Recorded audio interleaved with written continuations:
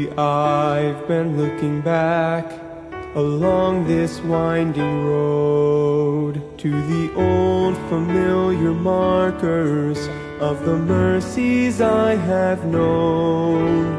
I know it may sound simple, but it's more than a cliche. There's no better way to tell you than to say God's been good in my life. I feel blessed beyond my wildest dreams when I go to sleep each night. Though I've had my share of hard times, I wouldn't change them if I could, 'cause through it all, God's been good.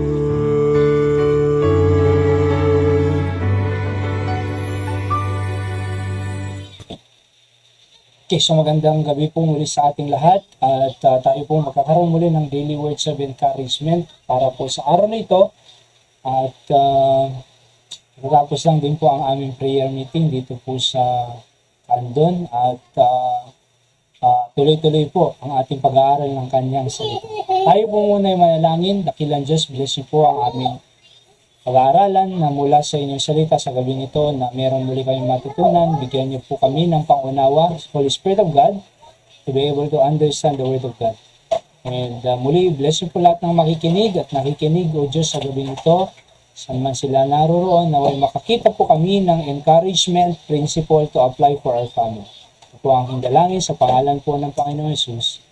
Amen. Ang ating text po ay Mark chapter 13, 24 hanggang 27. Sabi po ng Bible, "But in those days, after the tribulation, the sun shall be darkened, and the moon shall not give her light, and the stars of heaven shall fall, and the powers that are in heaven shall be shaken. And then they shall see the Son of Man coming in the clouds with great power and glory. And then shall he send his angels and shall gather together his elect from the four winds, from the uttermost part of the earth to the uttermost part of heaven." Okay, so yan po ang ating text. Ano ho?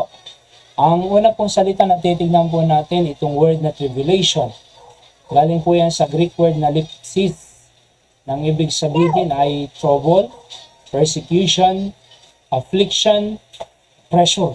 Sapagkat pag tribulation po ang pinag-uusapan sa Biblia, ano ho, yung last days po after the rapture, kapatid, next prophetic timetable of God is what we call tribulation. Punong-puno po yan ng trouble talaga. Pag-uusig. By the way, yung mga unsaved po ang nandyan. Yung mga believer of Jesus Christ, the one who received Christ as the Savior, ay doon na po sila sa langit, sabi po ng Biblia. Pero yung mga unbeliever po na tinatawag, those who rejected Jesus Christ as their personal Savior, ay papasok po sila sa tribulation. At doon, pahihirapan po sila ng Antichrist. Ano ho? And affliction, meron po yung affliction at pressure sapagkat tatatakan ka ng 666 Oo, kung hindi, ay hindi ka makaka-trade, makakabili. Alright? Kaya mapipilitan po yung mga iba. Opo, pero yung talagang mananatili, sabi ng Bible, those that endure unto the end shall be saved. Oho. So yung darken naman po dito ay galing po yan sa Greek word na kotizo. So, kotizo, oho. To obscure or to cover with darkness. Okay? Or deprive of light. Wala kang makikitang liwanag kasi kokoveran nga po ng darkness. Oho, yung sun shall be darkened, sabi ng Biblia, hindi na magbibigay ng kanyang iliwanag. Ano ho? Yung coming naman po dito ay erchomai sa Greek, ano ho, appear. So the Son of Man coming in the clouds. Yan po ang pamagat nga po natin, with great power and glory. So mag-a-appear po ang Panginoon in the clouds and come enter. So papasok po siya. Oho, kasi nga po, babalik siya. Ano ho? Alright? So yung elect naman po dyan, na yung mga angels ay gagather niya yung mga elect, ay select or chosen. Yung mga By the way, yung mga tumanggap sa ating Panginoon bilang sariling tagapagligtas, they are the elect. Oo, kaya nga po hindi pa pwedeng paghiwalayin, sabi nila ay elected lang, hindi lahat maliligtas. Pero sabi rin ng Bible, whosoever. Paano i-reconcile yung whosoever sa election? Oo. So whosoever can be saved, those who believe Christ as the Savior, they are the elect according to the foreknowledge of God, yung tinatawag na predestination, ano ho. So yung mga nanampalataya, tumanggap sa Panginoon, galing sa whosoever na yan, they are the elect, kapatid. Kaya nga, chosen. Oho. So select. Bakit? Kasi nanampalataya sila tumanggap sila sa ating Panginoon. That's why they are the called elect. So una po, after that tribulation na sabi dito sa verse 24, ano ho, the sun shall be darkened, moon shall not give her light, and the stars of heaven shall fall. Verse 25. Mahuhulog yung star sa langit. Akalain mo kung mahuhulog yung star? Tapos babagsak sa lupa, and the powers are in the heaven shall be shaken. Okay? So, itong mga narrative po na binasa natin, yung sunod-sunod po dito sa Mark chapter 13, sinusundan lang po kasi natin Alam niyo po na kung napapansin niyo po, patungkol po ito sa mga, yung last days end times na tinatawag, di ba? Kaya nga po itong tribulation, letter A, sabi ko dyan, tribulation is also called Jacob's trouble or the day of the Lord. So, isa lang po yan, tribulation, Jacob's trouble, the day of the Lord. Oo. So, iba po yung Lord's Day, yung Lord's Day, pagsamba natin yun Iba rin po yung Day of the Lord. Yung Day of the Lord, pag nabasa niyo po sa Biblia, tumutukoy po yan sa tribulation. Or, yung Jacob's trouble, kapatid. Oho, yung magro-rule, yung Antichrist po dyan. Oho, at yung Antichrist na yan, sabi nga ng Bible may lahi pong Hudyo.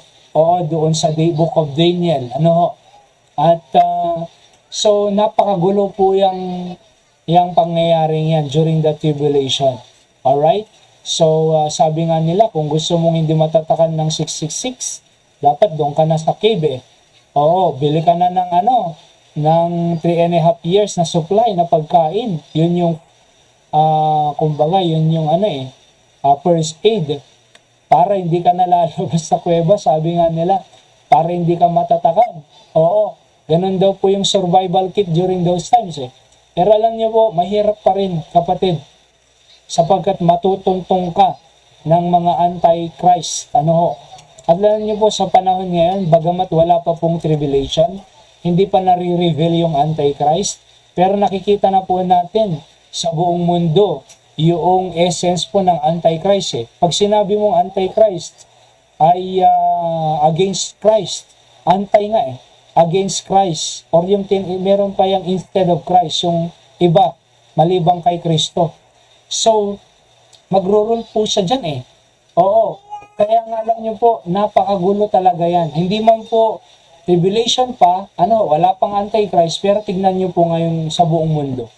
Yung rape, kamakailan lang, yung minor de edad, rinig niya yung minor de edad. So, antichrist, di ba? Yung pumapatay, akalain nyo, tinaga niya yung sarili niyang asawa. Antichrist, di ba?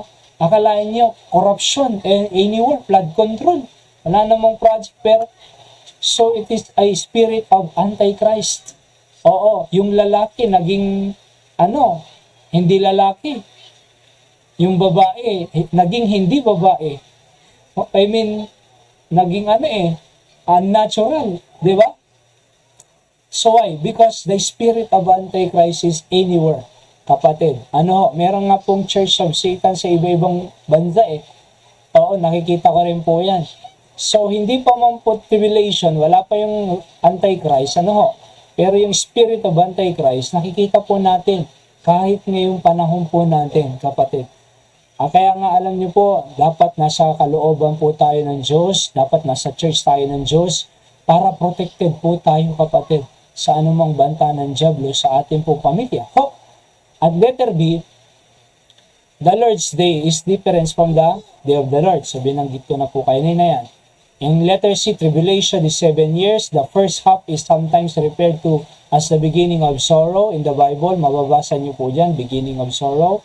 Pero yung the first half of the tribulation, while the second half is the great tribulation. Yung 3.5 years, beginning of sorrow po yan. Mag-uumpisa po yung pag-rule ng Antichrist. Hindi pa mabigat yan, pero beginning of sorrow, marami na pong malulungkot dyan, marami na pong iiyak dyan, marami na pong mapipressure dyan. Sapagkat ang meaning ng tribulation ay pressure, trouble, affliction. Pero yung last half, 3.5 years, great tribulation. Yan na po yung 666 na tinatawag pagpapatatak. Hindi po 666 lang. Daw po yan Sabi nga ng isang pastor ay number po yan. Nag-uumpisa yan sa 666, pero may karugtong po yan. So, people will know by their numbers. Tingnan nyo po sa mga ATM ngayon. Numbers ang tinitingnan, di ba?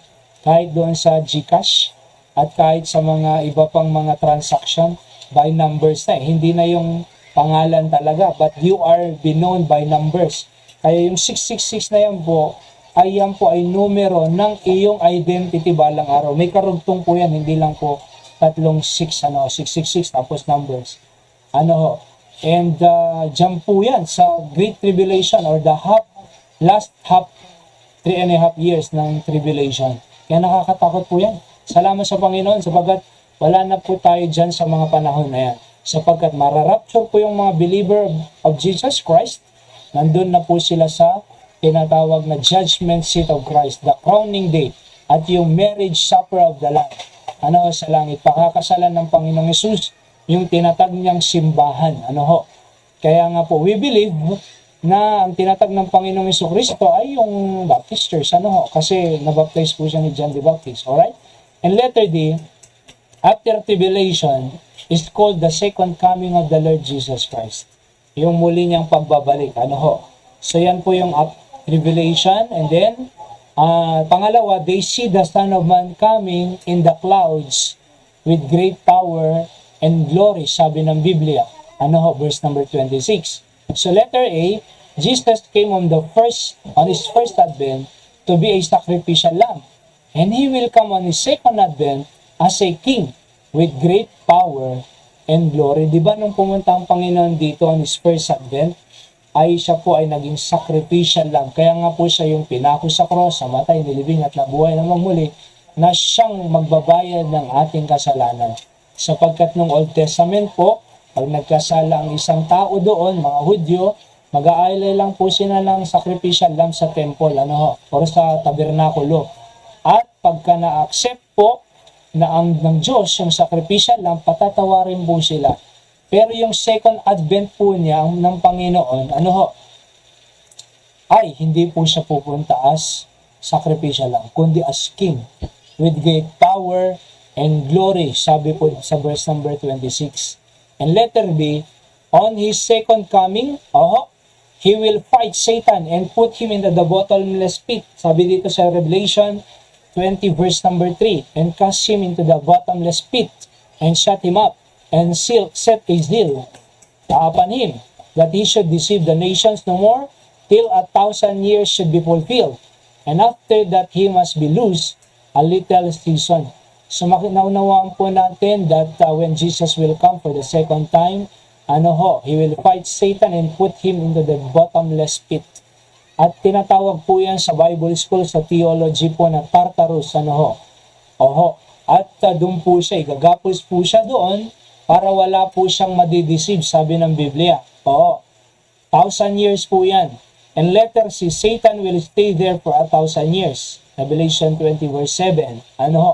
Kaya nga po, peaceful year po yan After yung tinatawag na second coming, yung Battle of Armageddon, mga kapatid, ay ito pong millennial reign ng ating Panginoon. Kaya nga po, pag pumunta siya, walang makakadlang sa Panginoong Sus.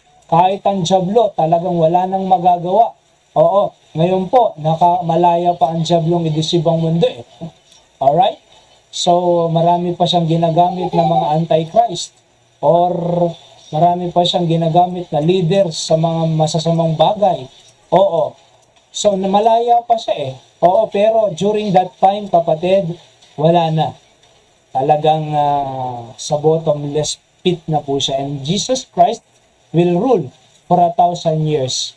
So, yung second coming po ng ating Panginoon ay kasama niya po tayong bababa dyan. Yung first advent, yung yung rapture po, ay kukunin niya lang po tayo. Kumbaga, kukunin niya lang tayo papunta sa kanya, sa langit. Pero yung yung second coming, He will come with His saints naman. Makikita po natin yung Battle of Armageddon na yan, at matatalo po si Satan, kapatid. And we will enter what we call millennial kingdom of God. Napakaganda pong pangako ng ating Panginoon yan. At pangatlo po, huli po, sabi ng Bible dyan, then shall He send His angels, and shall gather together His elect from the four winds. Alright? So, yung angel po, letter A, angels are messengers. Alam po natin yan. Pangalawa, angels are trusted to gather and keep God's elect from different parts of the world, according to verse number 27. Kaya, alam nyo po, salamat po sa Panginoon that we are kept by the power of God. We are preserved because of His greatness, yung kanyang kapangyarihan. Kaya manatili lang po tayo sa Panginoon. Kahit ngayon po, in application po, kahit ngayon, manatili lang po tayo sa kalooban ng Diyos. Manatili lang po tayo sa simbahan ng Diyos. Manatili lang po tayo, kapatid, sa ating po Panginoon. At naniniwala po ako, God will keep us until today. He will preserve us, our family. Sama-sama po tayong makakapaglingkod sa ating pong Panginoong Jesucristo hanggang sa muli niyang pagbabalik. And that is our blessed hope. Sa ating pong principles of the day, so yung una, Jesus came on His first advent to be a sacrificial lamb, and He will come on the second advent as a king with great power and glory. Pangalawa, Jesus is truly the King of Kings and Lord of Lords. We must be subject to Him in His kingdom now. Diba? So, dapat subject na po tayo sa Kanyang kingdom. Why? Because He is our King. Kung anong gusto ng hari, yun ang masusunod. May kasabihan nga po tayo hindi pwedeng baliin ang utos ng hari. At kaya kung ano pong utos siya, mag-soul winning tayo, mag-disciple tayo, mag-baptize tayo, mag-involve tayo sa iglesia ng Panginoon, then we must be subject to Him. Now, habang may oras pa tayo, kapatid, maiksi lang po ang buhay, malapit na pong bumalik ang Panginoon, tanong, saan mo gagamitin ng iyong buhay? Sana po ay sa Kanyang gawain. Bigyan na po natin ang ating buhay sa Panginoon. Kung merong tinatago dyan, mga properties mo, ibigay mo sa gawain ng Diyos. Magamit pa ng Panginoon. Oo. Kasi pakikinabangan din yan ng Antichrist o ng Diablo balang araw. Diba? Ng Antichrist. Kaya paganda po, paggamit na po natin sa Panginoon. Oho. And dito nga po sa Kandan ay nagpipray din po kami ng lupa. Oho. Naway may mag-donate, diba? Or may sapagkat naniniwala po kami na God will provide. And if God will use you, then so be it, dahil magagamit po sa gawain ng Panginoon. Maraming maliligtas na kaluluwa, maraming mabubago ang buhay, maraming maayos na pamilya, yung mag-asawa, di napakaganda po. Makakatulong po tayo, and when we face God in heaven, ay i-reward din po tayo. Tayo po ay manalangin. Dakilang Ama, salamat sa inyong salita. Pagpalain niyo po sa aming buhay ang mga prinsipyong ito. Naway manatili po kami sa inyong kalooban upang ma-preserve ang aming family na naglilingkod sa inyo. We understand, O Diyos, that the coming of the Lord is imminent and anytime. At salamat dahil we will not go through the tribulation period, but we will be raptured to heaven for the judgment seat of Christ, the crowning day, and the marriage supper of the Lamb. Then after that, after 7 years, you will come again with your saints, and you fight the devil, O God, put him into the bottomless pit, and enter the millennial reign. Napakarami pa pong mangyayari. Salamat sa inyong salita. Maliwanag. Naunawaan po namin, O Diyos, sa mga mangyayari on your prophetic timetable. Kaya salamat po. Pagpalain niyo po ang lahat ng nakikinig, saan man sila naroroon. O Diyos, ito po ang aking dalangin sa pangalan po ng Panginoong Hesus. Amen. So magandang gabi po sa bawat sa atin. Pagpalain po tayo ng ating Panginoon. Okay? At magandang gabi, Sister Ivy Vine, Abelia Olipas. At kasabayan lang po sila. Namin sila mag-mission. Yan din po sila sa Abra. And we are praying for you ho, dyan sa ministry and family ni John. God bless you. And sa lahat po ng nakikinig, ang Diyos po ang magpala sa bawat isa sa atin. Magandang gabi po.